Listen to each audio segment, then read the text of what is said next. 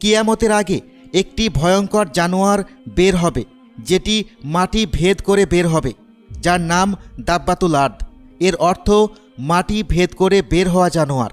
এর গতি এবং শক্তি দুটোই ঘোড়ার চেয়ে 3 গুণ হবে। এত শক্তিশালী হওয়ার পরেও এটা যখন মাটি ভেদ করে বের হবে, প্রায় 3 দিন সময় নেবে।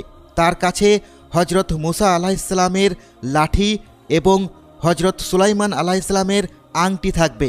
দাব্বাতুল আর্দ হজরত মুসা আলাইহিসসালামের লাঠির সাহায্যে মুমিন লোকেদের একটা নিশানা বানিয়ে দেবে, যেটা সাহায্যে বোঝা যাবে যে ওই ব্যক্তি মুমিন। অন্যদিকে হজরত সুলাইমান আলাইহিসসালামের আংটির সাহায্যে ওই সমস্ত ব্যক্তির মুখে নিশানা লাগিয়ে দেওয়া হবে যারা কাফের। এই লাঠির সাহায্যে মুমিন ব্যক্তির চেহারা অনেক উজ্জ্বল হয়ে উঠবে এবং যারা কাফের তাদের চেহারা কালো হয়ে যাবে ওই আংটির সাহায্যে। আর এভাবেই